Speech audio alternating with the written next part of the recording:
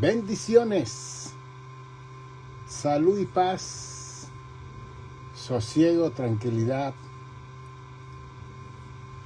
Que el amor de Dios sea en cada uno de vuestros corazones y que el Cristo resplandeciente siga resplandeciendo en vuestras vidas. Y si hay algún enfermo, que sea sanado en el nombre de Jesús. Le habla su pastor y doctor Nicanor González para una entrega más de la defensa del Evangelio de Jesucristo de 2000 años atrás, que se dieron estas enseñanzas y que hoy en día están vigentes y prevalecen y son parte de todo nuestras enseñanzas cristianas. Queremos en esta tarde reconocer en este día a la familia Ramírez, Patria y Rafael, miembros de nuestra congregación cuando pastoreábamos por 44 años. Ellos llegaron muchos años, estuvieron con nosotros y todavía están ahí. Pero hoy celebran 58 años de matrimonio. 58 years. Y eso es, yo siempre le digo a ellos que ellos son reyes con esa edad de matrimonio, y un modelo y un ejemplo para esta generación que no está durando mucho la vida matrimonial. Y yo siempre hablo cuando doy conferencias matrimoniales que últimamente los matrimonios no están funcionando, porque no hay la paciencia, la tolerancia, el perdón, la fidelidad que requiere la vida matrimonial en las personas que se están casando hoy en día. Pero cuando vemos pilares así como Patria y Rafael Ramírez, es para emular, es para tomar ese ejemplo. Y gracias a ellos por mantenerse enfermo, quebrantado, pero ahí siempre se ha mantenido en esa unión con 2 hijas y 2 hijos, 4 y nietos y todo. Ellos están ahí valientemente haciendo la obra. Qué bueno. Congratulaciones una vez más. Ellos siempre me consideran su pastor, porque uno no pierde el título de pastor y a nadie le tiene que dar celo si a uno le dicen pastor, porque ese es mi título de verdad. Y todavía sigo ejerciendo el trabajo pastoral con estas presentaciones y saliendo a los lugares, a dar conferencias, a predicar. Y gracias a Dios por esa fortaleza que Él me da. Me siento feliz de poder estar haciendo esas cosas del reino de Dios. En estos días hemos estado hablando de algo que es muy pertinente a la realidad que estamos viviendo la humanidad. Y yo he estado enseñando y diciendo como tengo ese conocimiento de la conducta humana como psicoterapeuta, licenciado del Estado de Nueva York, y como tengo la capacidad de lidiar con la teología, porque tengo un segundo doctorado en teología y ministerio, pues puedo fluir con propiedad para hablar de estas 2 ciencias que yo decidí estudiar. Psicología es el estudio del alma, donde están los sentimientos y las emociones, y teología es el estudio de Dios.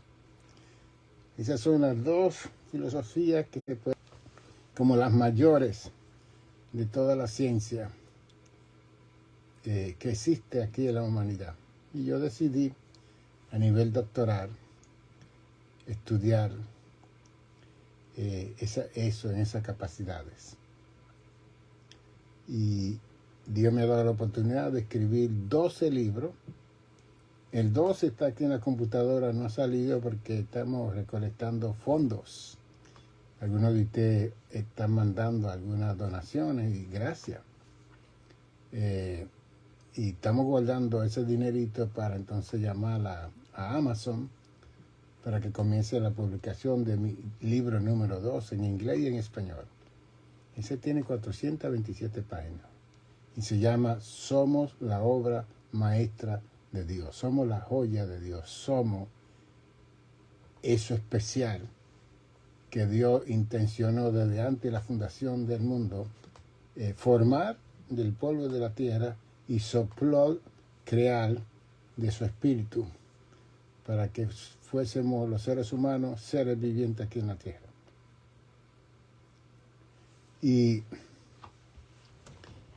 estoy dando alusión a la realidad de 1 Tesalonicenses 5:23 que dice que somos cuerpo, alma y espíritu. ¿Ves? Somos cuerpo, alma y espíritu. Así que somos tripartitos. Hay 3 partes en nosotros que el apóstol Pablo pues llama que esas 3 partes deben de ser guardadas irreprensiblemente para la venida de Cristo. Eso está aquí en 1 Tesalonicenses 5:23.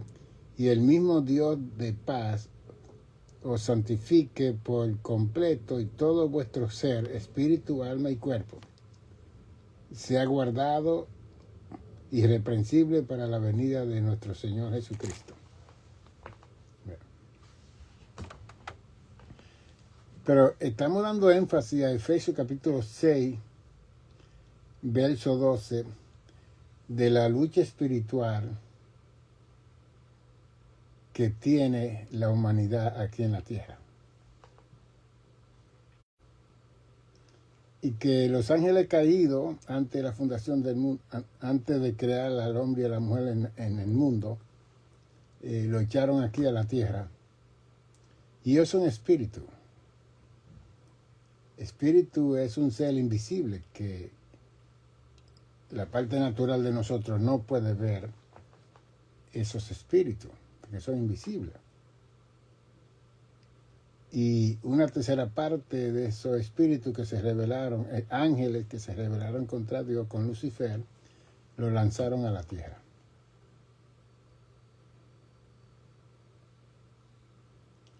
Y si usted quiere informarse un poquito más de eso que le estoy hablando, aquí en este libro está esa información, hacia una teología de acción y reflexión pentecostal, donde yo presento la situación que tenemos en la parte espiritual, porque nosotros nos hemos materializado a una magnitud que en ningún momento podemos ver la parte espiritual mayor que hay en nosotros, y la parte espiritual que existe en todo el globo terráqueo, en todo el planeta Tierra. Y que cuando Cristo vino a la tierra, Él reconoció que aquí en la tierra había un príncipe de las tinieblas, que era Lucifer, Satanás, el usurpador, que quiso ser como Dios en los cielos. Cristo lo reconoció. Y hasta en cierto momento Cristo estaba hablando y Él veía a Satanás venir para estorbar lo que Él estaba haciendo. Y Cristo decía, vámonos de aquí, que no tiene parte ni suerte conmigo. Bien interesante. Bien interesante. El Hijo de Dios, el Verbo encarnado, y que vino con la gloria de Dios a la tierra, no quiso poner la atención al príncipe de las tinieblas, porque Él dijo en Juan 12:31, yo he venido para echarlo fuera, al príncipe de las tinieblas de esta tierra. Así que el Hijo de Dios siguió con la misma lucha que hubo, como dice Apocalipsis 12, del 1 al 4, que Miguel tuvo que luchar con una tercera parte de las estrellas, que eran los ángeles, son los ángeles, y fueron lanzados a la tierra. Entonces, cuando Cristo viene a la tierra, lo primero que tiene que confrontar es a Lucifer. Lee el capítulo 4 de Mateo y capítulo 4 de Lucas. Los primeros versículos va a ver las tres tentaciones principales que Satanás le presentó a Jesús. Entonces es como que cada uno de nosotros, de una forma u otra, va a tener que confrontar esa fuerza del mal aquí en la tierra.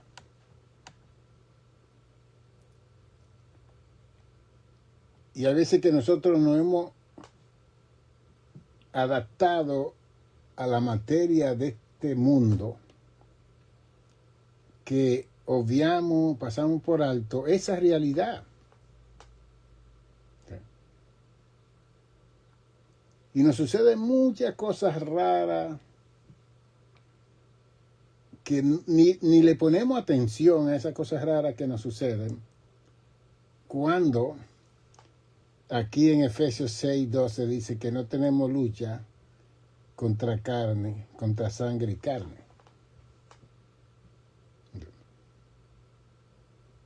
Porque como Lucifer no pudo vencer a Dios, no pudo sentarse en el trono de Dios, no pudo lograr su plan maquiavélico de cambiar el orden de Dios,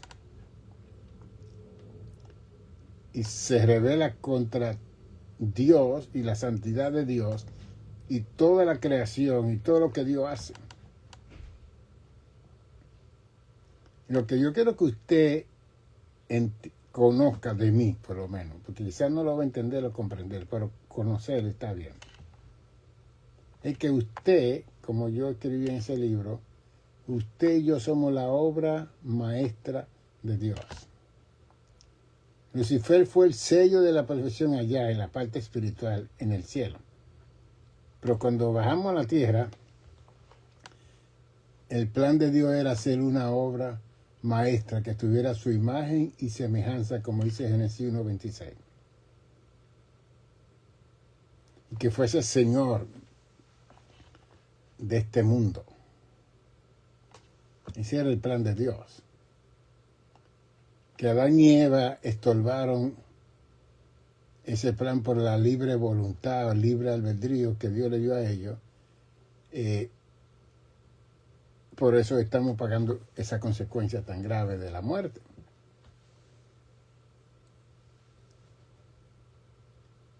Y entonces, una tercera parte está viviendo aquí en la tierra antes que Dios formase y crease a Adán y a Eva. Ya la fuerza del mal estaba aquí.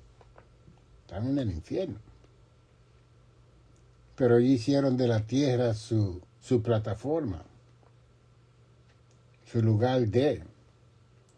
Y dentro de ese periodo de tiempo, Dios determina hacer hombre y mujer aquí en la tierra.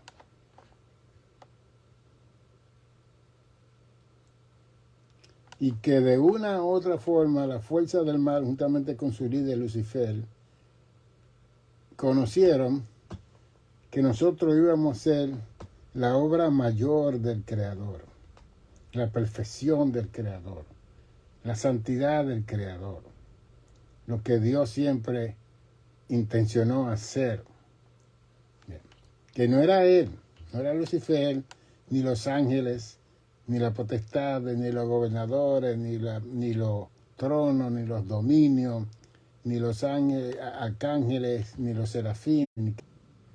Cuando nosotros venimos a existencia como seres humanos, toda la jerarquía angelical, las que guardaron su dignidad que están en los cielos y las que no guardaron su dignidad que están aquí en la tierra y en el infierno, ellos supieron que nosotros nos convertimos en la obra maestra del Creador. Ve.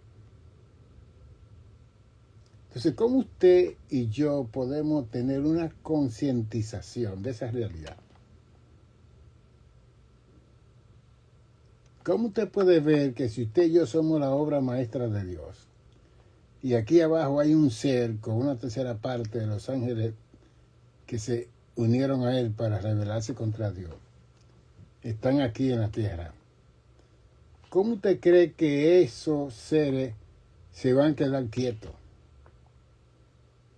viendo la obra maestra de Dios siendo feliz, recibiendo relación y comunión y contesta de oraciones, Dios usando a esa obra maestra en todas las capacidades, Dios teniendo delicia, como dice el Salmo 8, con cada uno de nosotros, que su delicia es con los hijos de los hombres, dice el Salmo, el Proverbio 8.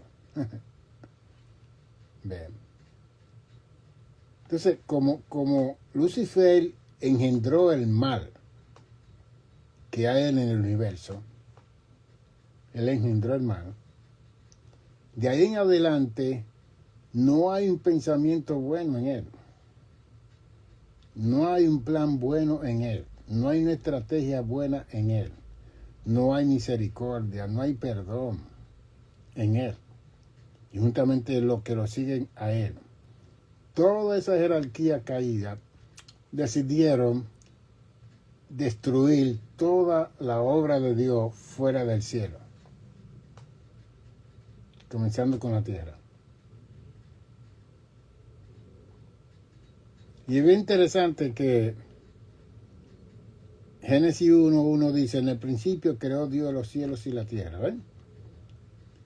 Y después el verso 2 dice, y la tierra estaba desordenada, mas el Espíritu de Dios se movía sobre la faz del abismo.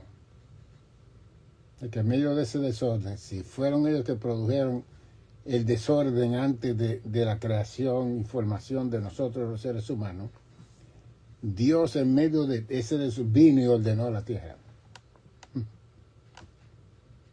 Y ahí en el capítulo 1 vemos el proceso ecológico, donde Dios hace todas las separaciones de la luz, de las tinieblas, del agua, de la tierra, el sol, la luna, como que él estableció las estaciones del año y todo.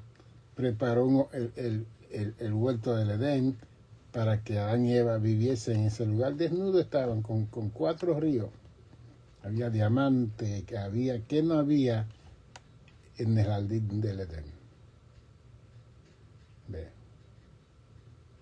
Entonces todo eso que Dios hizo con Adán y Eva, de ponerlo en un jardín tan hermoso, tan bello, con diamante, era como un recordatorio para el sello de la perfección, Lucifer, el hijo de la mañana, porque a él lo decoraron con la vestidura más hermosa del cielo. Lo llenaron de hermosura, de esplendor, de sabiduría, y le dieron un santuario donde él vivía y estaba, pero estaba siempre delante del trono de Dios, delante de la gloria de Dios. Vean. Y es bien interesante los documentarios que presentan de Lucifer en YouTube, en todos esos canales que hoy en día el AI, la computadora, están recreando la vestidura de los ángeles y las espadas y la hermosura de los ángeles. Bien interesante ver esas cosas. Si es así o no así, no sabemos. Pero hay unas mentalidades aquí en la tierra que piensan y ponen esas cosas. Y a mí me gusta ver eso porque me eleva más, eso me acerca más, me da más fe de ver todas esas realidades de la jerarquía angelical en los cielos. Pero de la forma que ellos lo presentan, hay una teología equivocada.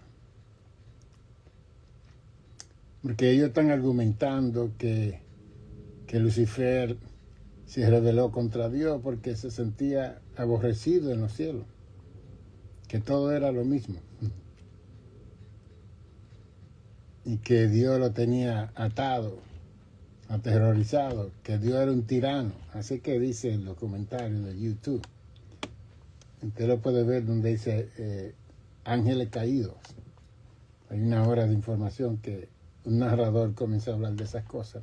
Pero eso no es bíblico. ¿Ve? aunque ha surgido el libro de Enoch, que también fue aceptado por el canon, muchos han sacado esa información del libro de Enoch. Enoch vivió en el capítulo 5 de Génesis 365 años y Dios se lo llevó. Y Enoch no ha visto muerte todavía. Y entonces unos antiguos judíos escribieron ese libro de Enoch y ellos están diciendo que ese libro debió de estar dentro de los 66 libros. Y hoy en día está surgiendo ese libro en película, una cosa increíble. Y hay gente creyendo, y he visto gente bien poderosa en la palabra, hablando de ese libro como algo de verdadero. Ay. Bien. Porque si usted cree, si Dios se llevó a Enoch, no fue para volverlo para atrás, para mostrarle su gloria y que él volviera a escribir, no, que él volviera a escribir lo que vio allá, no. Pablo fue al cielo, ve segundo Corintios 12, él fue al cielo y él vio, y cuando él regresó, ¿qué dijo Pablo? No hay palabra en español, en inglés, en francés, en italiano, en griego, en hebreo, en arameo, que pueda describir lo que yo vi allá arriba. Pablo no escribió nada. Que bien interesante. Y él fue allá y él vio todas esas cosas. ¿Ve? Juan, ya terminando la época, a Juan en la isla de Patmos se le dio la oportunidad de hacer descripciones de los 24 ancianos, del trono de Dios y todo. Isaías, también en el capítulo 6, él vio los serafines volando delante del trono de Dios con 6 alas y diciendo santo, santo, santo, y el cuarto decía la tierra está llena de tu gloria. Okay. Es que cada uno de estos hombres tuvieron una experiencia y le escribieron algunos. ¿Ve? Pero son bíblicas, las leemos, no contradice ninguna doctrina, nada, sino que lo que vemos es que Dios se les revela a Isaías porque le tenía un llamado para ser profeta a las naciones, especialmente al pueblo de Israel. Y Dios se manifestó y Isaías escribió esa experiencia del trono y del que estaba sentado en el trono. Pero era una crisis espiritual, física, emocional que tenía Isaías, porque el trono de Israel estaba vacío y él entró en una depresión mayor porque él siempre estaba al lado de la corte del rey de Usías. Y cuando murió el rey Usías, dice la Biblia, que Isaías fue al templo a hablar con su padre del cielo y Dios se le reveló. Y él vio que el trono de Israel no estaba vacío porque estaba sentado el rey de reyes y el señor de señores, el rey del universo. Así que esa experiencia de Isaías fue por una situación personal que él tuvo y Dios tuvo que auxiliarlo en ese momento, socorrerlo para fortalecerlo. Esos son los contextos históricos que las personas no pueden ver y entonces comienzan a hacer las especulaciones de tantas cosas que no son. Entonces, el énfasis aquí es que nosotros estamos luchando aquí en la tierra con la sangre y con la carne, que somos nosotros mismos. Y nosotros mismos somos los que nos estamos destruyendo. No es Satanás y los demonios, somos nosotros. Bien. Y después nos destruimos y le echamos la culpa. Señor, ¿por qué no interveniste? ¿Y dónde está la libre voluntad en ti y en mí? Free will, libre albedrío. ¿Por qué eso no actuó en el momento para parar esa matanza, esa criminalidad, esa situación? Porque Satanás no anda matando a la gente, somos nosotros que nos matamos. Por la avaricia, la envidia, los celos, todo lo que habla Marcos 7:21, que sale del corazón. Entonces nosotros nos hemos centralizado tanto en este mundo y en las cosas materiales que nos hemos olvidado que nuestra lucha no es contra sangre y carne, sino contra principados y potestades. Nos hemos olvidado de eso. Entonces, como no vemos las potestades, no vemos los principados, no vemos los gobernadores de las tinieblas, no vemos los ejércitos, huestes celestiales, como le llaman. Como no vemos, nos vemos a nosotros mismos. Y al vernos a nosotros mismos nos hacemos daño y nos atacamos y nos criticamos y nos envidiamos y nos celamos. ¿Y qué nos sucede con nosotros mismos? No sabemos cómo esta lucha se manifiesta en la vida de cada uno de nosotros, en nuestras interrelaciones personales con el prójimo. Y por eso fue que Jesús dijo que los 2 mandamientos con promesa es amar a Dios y amar al prójimo. El que ama a Dios va a ser empoderado y capacitado para amarse a sí mismo y amar a su prójimo. Y cuando verdaderamente nosotros amamos al prójimo, no le vamos a hacer daño. Porque nosotros no podemos hacerle daño a Dios. ¿En qué forma? Lucifer no pudo. Y él estaba delante de la misma gloria de Dios. Él no pudo. ¿En qué forma el ser humano y los seres caídos le van a hacer daño a Dios? Dios es todopoderoso, omnipotente, omnipresente, omnisciente, eterno, infinito, soberano, inmutable.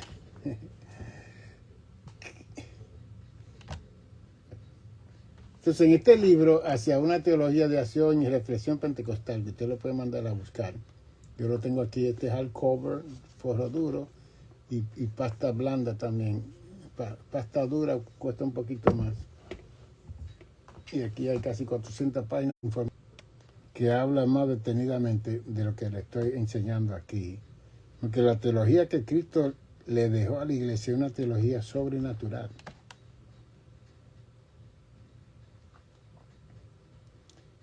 Y que nosotros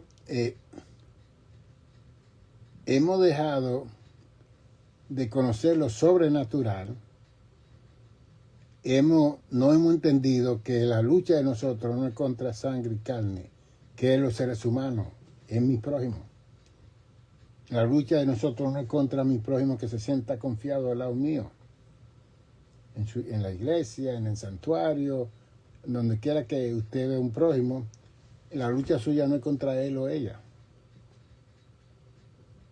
Es contra el principado. Y cuando habla de principado y potestad, están hablando de jerarquías mayores, la cual Cristo venció y Él le dio esa autoridad a la iglesia para que nosotros estemos tranquilos, porque toda esa jerarquía, Cristo vino en carne aquí, en la cruz del Calvario, y lo venció a todos. Y que la iglesia no tiene que tener miedo y estar asustada de la fuerza del mal, porque más son los que están con nosotros que los que están allá afuera. Dios es uno, pero Dios es mayoría.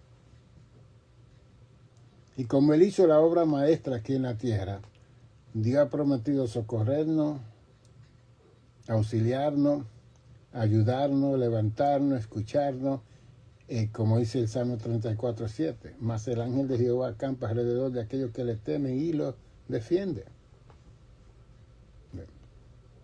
¿Por qué David es tan grande? Porque David, viviendo en un periodo de la ley, tuvo una fe inquebrantable delante del cielo.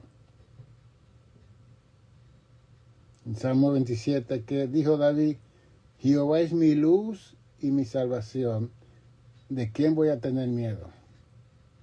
Jehová es la fortaleza de mi vida, ¿de quién es de atemorizarme? Cuando se juntaron los malignos para comer mi carne, ellos cayeron y tropezaron. Aunque un ejército acampe alrededor de mí, yo estaré confiado. Eso es fe. Y estamos hablando que David no tuvo la mayoría de las cosas que tiene la iglesia hoy en día.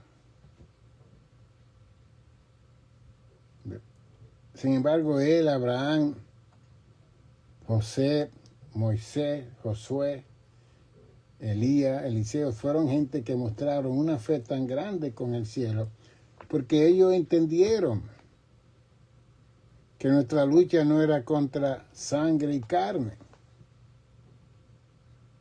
Entonces, cuando nosotros evaluamos la crisis que hay en la humanidad, entre nosotros,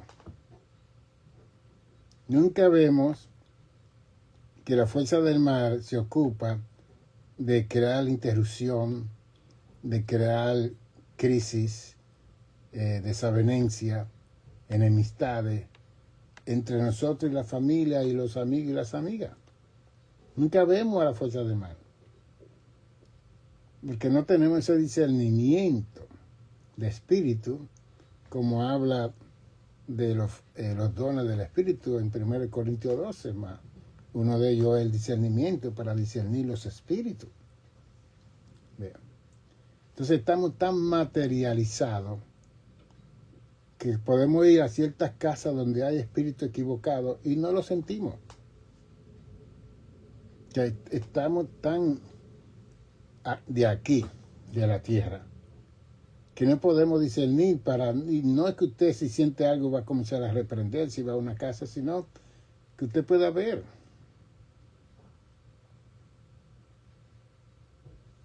Y que muchas veces usted lo puede sentir y esa fuerza del mal no le va a hacer daño a usted, pero si tiene hijos, tiene hijas, tiene nietos, son vasos vulnerables. Que hay personas que muchas veces van a una casa a visitar con los niños, de repente cuando van a su casa de nuevo, el niño no puede dormir, está gritando por la noche. ¿Qué sucedió? Algo sucedió ahí. No tenemos lucha contra. Entonces, muchas de estas personas están buscando poder, autoridad, y se adhieren, se acercan a las fuerzas del mal de las tinieblas. Entonces abren esos portales y esas puertas se abren y entonces el enemigo entra a esa casa a través de los demonios. Y que hoy en día hasta bien difícil uno hasta estar visitando hogares y familiares. Y más cuando usted anda en la luz. Cuando usted anda en la luz. Yo fui a Cuba muchos años atrás cuando estaba estudiando la maestría en divinidad. Y fuimos a un seminario, había un teólogo dando una conferencia teológica a nosotros, los seminaristas, y habían varios jóvenes. Y yo pude percibir a una joven que estaba ahí sentada, con unos pantalones cortos. Y no sé lo que sucedió, que a ella le dio ganas de vomitar, le dio mareo y tuvo que salir. Y que esa es la situación. Cuando usted vive una vida con Dios, usted se acerca a Dios, la fuerza del mal va a saber que viene una luz, que viene una fuerza contraria a la fuerza que lo está dominando a ellos.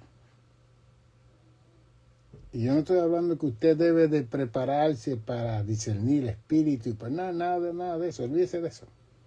Que usted tiene que ayunar 40 días para espiritualizarse y poder ver los demonios volar, de eso, porque va a parar en un manicomio. Yo no estoy hablando de eso.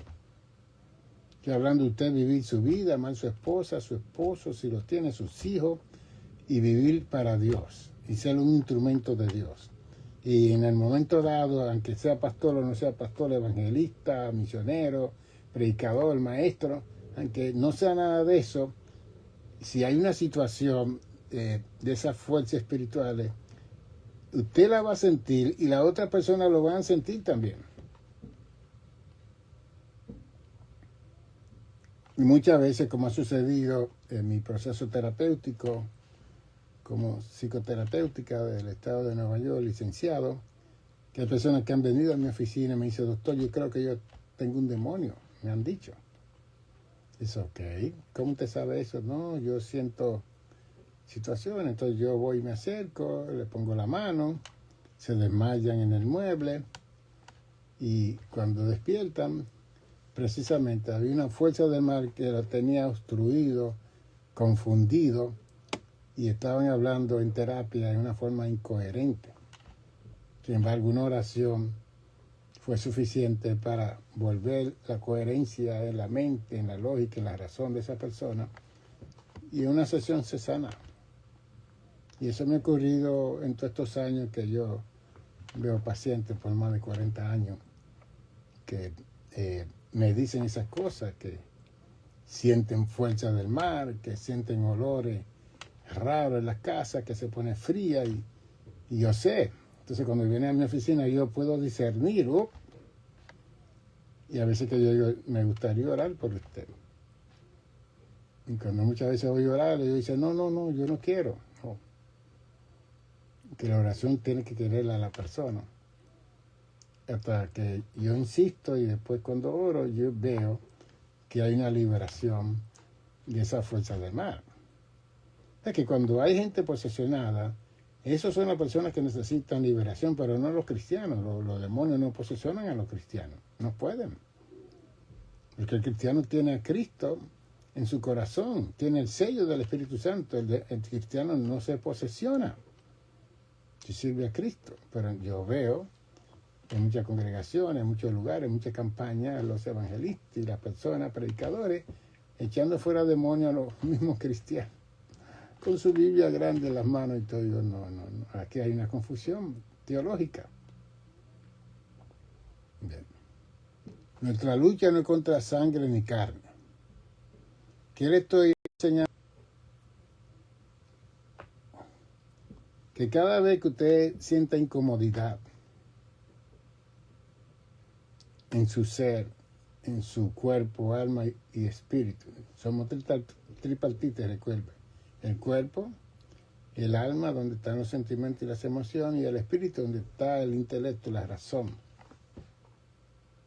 Cuando hay una inquietud en uno de estos tres, usted tiene que orar a Dios para que le dé discernimiento, para ver si hay una fuerza maléfica donde usted se encuentra.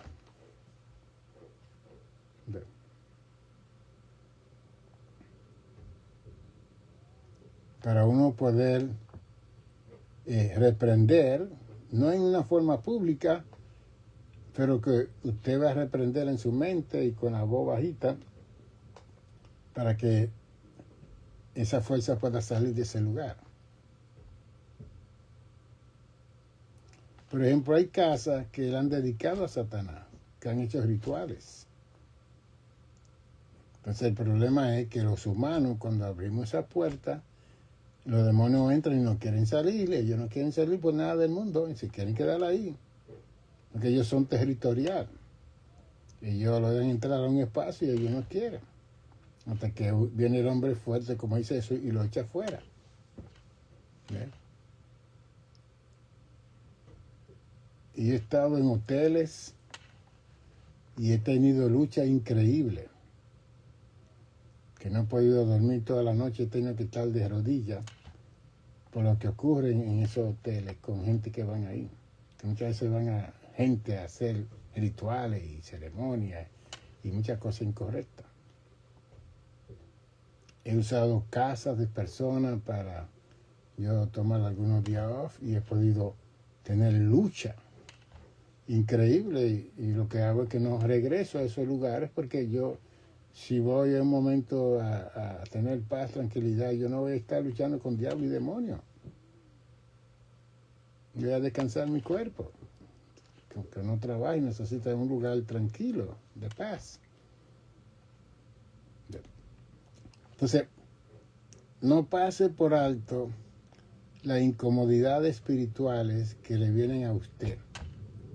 Puede comenzar en su casa, en la casa de la familia, en la casa de los amigos. Olvídese. Y si alguien le dice aquí se hace brujería, usted no tiene que ir a esos lugares, ni que sean amistades. Porque hay veces que hacen fiesta y la gente dice, no, vamos a traer una persona que va a hacer una ceremonia allá. Ya usted no debe estar en esos lugares. Especialmente si tiene esposo, tiene esposa, tiene hijos, tiene hija, tiene familia. porque esa influencia usted la va a llevar a su casa donde usted vive. Entonces usted va a sentir mucha inquietud en sus sueños esa noche y muchos sueños equivocados, de malicia y de maldad. Así que no nos centremos en que somos un cuerpo, en que somos un alma o somos un espíritu. Concentrémonos en lo que se nos está enseñando, que nuestra lucha no es contra sangre y carne, sino con huestes, ejércitos espirituales en las regiones de maldad. Entonces, para el apóstol contradecir eso, de esas regiones de maldad, ahí mismo en Efesios capítulo 1,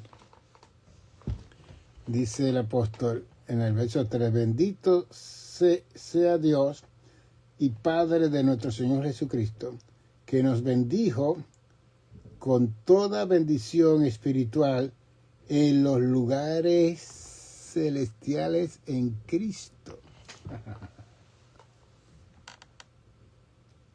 Usted tiene que hacer la combinación, porque en Efesios 6, 2 y 3 se habla de regiones, huestes espirituales en las regiones celestes. Entonces, cuando estamos con Cristo, nosotros estamos en las regiones celestes, indicando que podemos ver esa fuerza del mal, que estamos al nivel, pero usted tiene que estar en Cristo.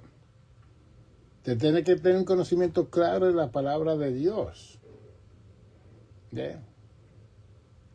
Para que usted comience a hacer contacto con todas estas fuerzas que andan por ahí tratando de confundirlo, destruirlo, tentarlo, llevarlo al precipicio, porque como Lucifer con su jerarquía angelical caída no pudo contra Dios, entonces él cree que haciéndonos mal a nosotros le está haciendo mal a Dios. Esa es la brutalidad de él, porque su sabiduría fue confundida inmediatamente que él fue echado fuera de la tierra. Y él no tiene la sabiduría que él tenía antes. Cuando Cristo nació en Belén de Judea, los magos vinieron del otro lado del mundo y llegaron a Jerusalén. Y fueron donde Herodes, porque eran gente dignataria, y le dieron una audiencia al rey Herodes, que era el rey de Israel. Y ellos, como no sabían lo malo que era Herodes, le dijeron que ahí había nacido un rey, un salvador. Sin saber que Herodes era como Adolfo Hitler, egocéntrico, maniático, psicópata, tenía toda la enfermedad de psiquiatra. Y Herodes, sabio al fin, dice, está bien, rey, un salvador nació aquí, ok, está bien, ¿no? Está interesante eso. ¿Usted sabe dónde él está? No, hay una estrella que nos está guiando y no sabemos todavía, no hemos llegado. Pues mira, vaya, enseñan su estrella y cuando consigan su ubicación, mándenme la información que yo quiero también ir a adorarlo, quiero ir a ver ese rey y ese salvador. Mire, ese Herodes. Inmediatamente que salieron, ese es el capítulo 2, lea lo de Mateo, inmediatamente que salieron los magos, que eran gente que miraban las estrellas y todo, y entonces Herodes llamó a todos los intérpretes de la ley, todos los escribas, todos los sacerdotes, toda la gente, fariseos, que conocían de este asunto del Mesías que iba a nacer ahí en Jerusalén, en Israel y aquí y allá, y le dijeron que sí que iban a ser un salvador, un rey, y dice la Biblia que Herodes con toda Israel se turbó. Bien. Esperando al Mesías, vienen esta gente brillante y dice que el Mesías ya nació, que el rey ya nació, y se turban. Y después que los magos fueron y les dieron los 3 regalos de incienso, mirra y oro a María, porque no tenían dinero para mantenerse, La estrella, en vez de llevarlo de nuevo al palacio, lo guió para su casa. Y ellos no fueron al palacio del rey. Y cuando Herodes se vio burlado, Herodes entonces dijo, porque fue usado por Lucifer, no tenemos lucha contra sangre y carne, sino contra principados y potestades. Y Herodes era una potestad muy grande que se relacionó con la fuerza del mal. Dice la Biblia que Herodes llamó a sus soldados y mandó a matar a todos los niños, porque Cristo ya tenía 1 año de nacido, a todos los niños de 2 años para abajo. Eso fue una matanza. Entonces, si eso fue enviado por la fuerza del mal, que así yo se lo digo que fue, vemos la confusión de Lucifer aquí en la tierra, el príncipe de la tiniebla, que Cristo nace, lo llaman rey y salvador, y entonces lo quiere matar. Esa es una parte. La otra parte en el Evangelio es cuando ya se está acercando la crucifixión y Cristo le está hablando a sus discípulos que él va a morir, que va a resucitar el tercer día, que no va a estar con ellos. Y Pedro, el mayor, llama a Cristo, Cristo lo que tenía eran 33 años y medio. Lo llama aparte, mira, Señor, ¿cómo que tú te vas a morir? ¿Cómo que tú te vas a ir? ¿Y nosotros? Y Cristo le dijo a Pedro, apártate de mí, Satanás. ¡Wow! Y que Cristo pudo discernir que no era Pedro. Ahora, no fue que Satanás posesionó a Pedro, sino que usó sus labios para tratar de impedir que Cristo muriera en la cruz. Y después Cristo, en el capítulo 26 de Mateo, él va a Getsemaní, comienza a orar, no se haga mi voluntad, sino tu voluntad. Y el Salmo 22 habla que los toros de Basán, la fuerza del mal, se ubicó en el Getsemaní para destruir aquel que dijo no se haga mi voluntad, sino tu voluntad. O sea que en un momento dado lo quiere adorar, en otro momento dado lo quiere matar, en otro momento dado no quiere que vaya a la cruz, en otro momento dado le hace la vida imposible en el Getsemaní, en otro momento dado le dan 39 latigazos, lo desnudan para llevarlo al Calvario. En otro momento dado le pasan una lanza por su costado, lo crucifican con martillo, traspasando las manos y los pies. Que es como que él llegó a la conclusión, no, a Cristo hay que matarlo. Una sabiduría que él tenía en los cielos, completamente confundida. Y por eso que yo digo que cuando el enemigo te ataca a ti y a mí, si nosotros discernimos y nos acercamos a Dios en ese tiempo de ataque, vamos a ver, él va a cometer un error, que a él no le salen las cosas bien. A nosotros no van a salir bien si nosotros aprendemos lo que yo le estoy diciendo a usted. Si aceptamos lo que yo le estoy diciendo a usted, que nuestra lucha no es con sangre y carne, sino con estas huestes espirituales y principados. Entonces, ¿cómo nosotros vamos a comenzar? Que eso vamos a hablar en 2 días, de aquí el jueves. ¿Cómo vamos a atender nuestro cuerpo? Que ahí es que donde yo hablo en este libro, Conócete a ti mismo, físicamente, emocionalmente y espiritualmente.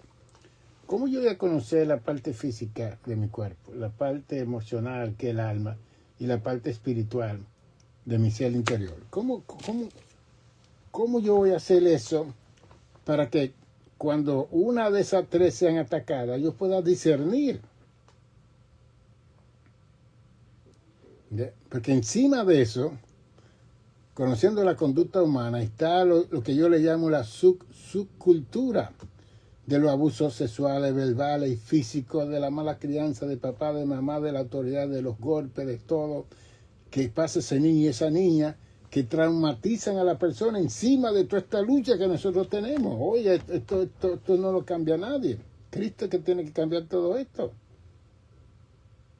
Y los psicólogos no van abasto, los psiquiatras no dan abasto, los doctores no dan abasto para poder ayudar a la humanidad.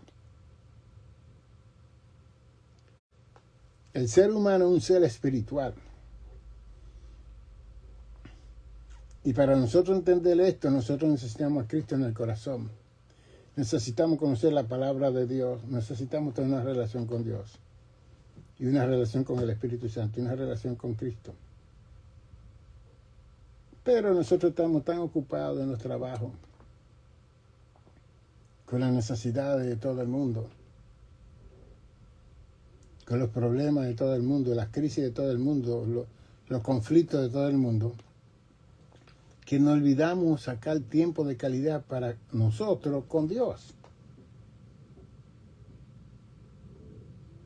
De poder preguntarle a Dios, ¿qué es esto, Señor? Tenemos sueños, tenemos visiones, tenemos de todo. Y muchas veces Dios nos quiere decir cosas, pero nosotros, como estamos tan materializados, ¿no? Porque mucha gente está haciendo la obra del ministerio, y eso está supuesto a ser espiritual, pero no es espiritual nada. Porque si usted no tiene tiempo para el Señor de la obra, usted no puede tener tiempo para la obra del Señor. Que tener tiempo para el Señor de la obra lo va a empoderar y capacitar para usted ayudar a la obra del Señor. Pero eso no está ocurriendo con los millones, 40, 50 millones de pastores que dirigen esas 40 millones de iglesias y más en el mundo. ¿Cuánto tiempo ora un líder que está al frente de una congregación? ¿Bien? ¿Qué comunión tiene esa persona con el cielo?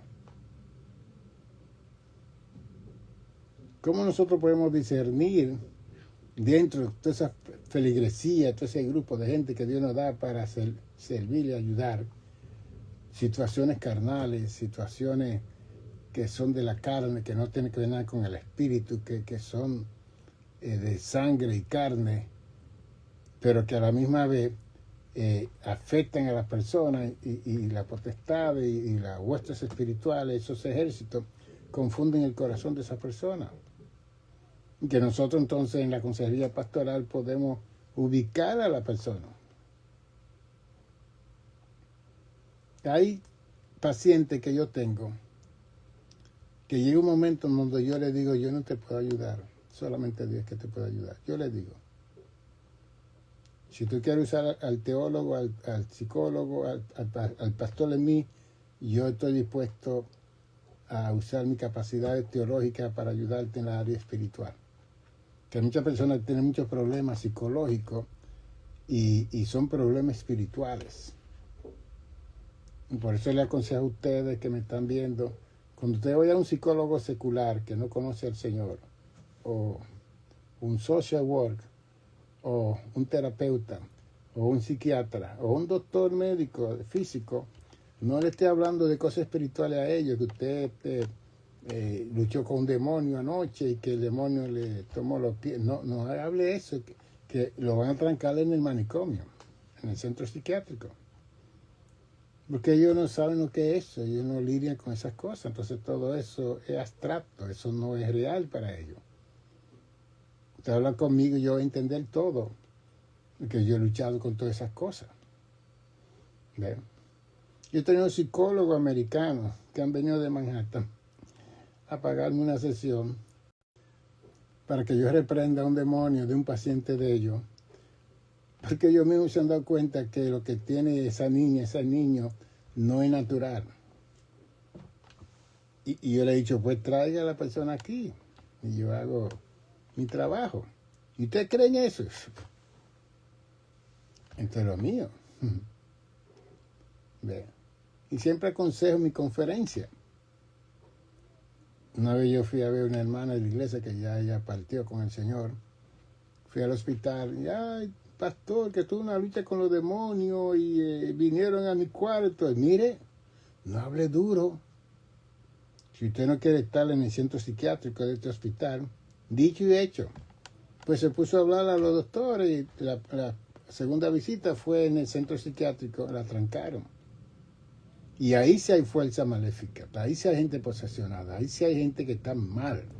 Que yo he ido a esos lugares, a ayudar a gente y pacientes míos que no quieren beber los medicamentos, y yo he ido para ayudarlos. Entonces, nuestra lucha no es contra sangre y carne. Cada vez que usted está luchando con un hombre, con una mujer, con su esposo, con su esposa, con sus hijos, trate de dar la vuelta a ver qué es lo que está dirigiendo esta situación. Váyase al otro lado. No mire de frente a ese que usted está teniendo tantos problemas, crisis y conflictos. Trate de sacar un tiempo y orar. Señor, ¿qué es esto?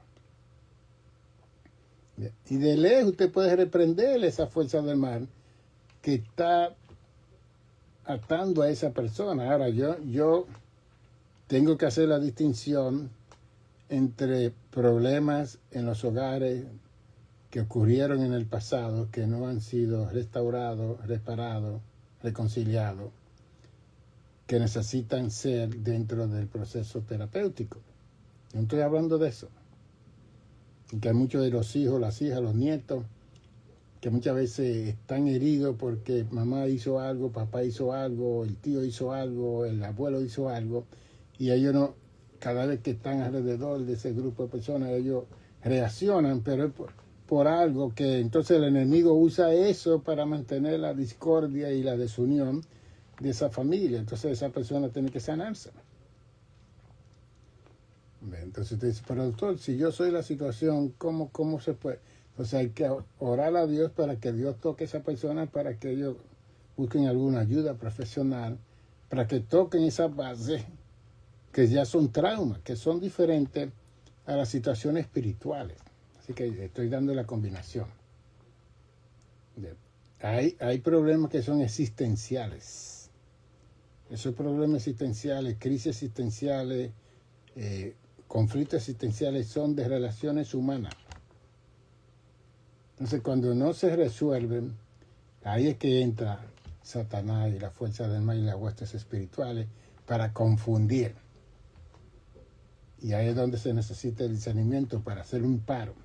Por eso Jesús dijo que si tiene un problema con tu hermano o tu hermana, antes de ir al alguacil, mientras van caminando a la corte, reconcílense, pídanse perdón. Vamos a resolver esto aquí en casa, no con la corte, porque nosotros vamos a juzgar a los ángeles. La iglesia se va a sentar a la mano derecha del Padre para juzgar a los ángeles y nosotros estamos aquí demandándonos y acusando. Es una cosa increíble. Nosotros, qué mal estamos nosotros. Dios nos ayude. Así que en esta programación yo trato de ser ecuánime, donde tratamos de entender, comprender cuando el cuerpo está afectado, el sentimiento y emociones del alma están afectados y cuando la parte espiritual está afectada. Y ahí es donde todos nosotros tenemos que trabajar para ver esas tres partes que habla 1 Tesalonicenses 5:23, que eso tiene que ser guardado irreprensiblemente para la venida de Jesucristo. Y la cosa es que no tenemos tiempo, estamos demasiado ocupados con las cosas materiales, estamos demasiado ocupados con el trabajo, demasiado ocupados con todo el mundo. Y a última hora, Señor, gracias. Leemos el Salmo 4, verso 8, en paz me acostaré, así mismo dormiré, porque solo tú me haces estar confiado. Es bueno citarlo, pero saca un poquito más de tiempo. Y hable con su papá Dios, hable con el Espíritu Santo, hable con Cristo. Este es el libro, Hacia una teología de acción y reflexión pentecostal. Usted me llama al 646-755-1290 y lo manda a buscar. Yo se lo mando por correo. O si vive cerca, usted viene y lo busca aquí. O si tiene alguien que puede venir a buscar, usted me llama y usted se lleva unos cuantos libros de esto. Esta es la teología pentecostal. Que nosotros los pentecostales estamos brincando y saltando mucho y no tenemos una teología escrita. Pues yo estoy tratando de tener un centro para que sepamos la teología del Evangelio. Y la teología pentecostal es una teología sobrenatural, de lo sobrenatural. No es pacífica, es agresiva. Como Jesús dijo que el reino de los cielos se hace fuerza, es solamente los valientes, son los que lo arrebatan. ¿Okay? 646-755-1290. Si quiere alguna terapia, llámeme. Estamos viendo pacientes aquí continuamente cuando me llaman y no estamos así todos los días ocupados, pero si usted me llama, vemos pareja, familia, tenemos matrimonio, tenemos hijos, hijas. Hay hermanos que me llaman que tienen hijos en crisis, que tienen situaciones bastante delicadas, que pasan más de lo emocional y lo físico, son cosas espirituales. Todo eso lo atendemos en el nombre de Jesús. Bendiciones. Su pastor y doctor Nicanor González, 646-755-1290. Bendiciones.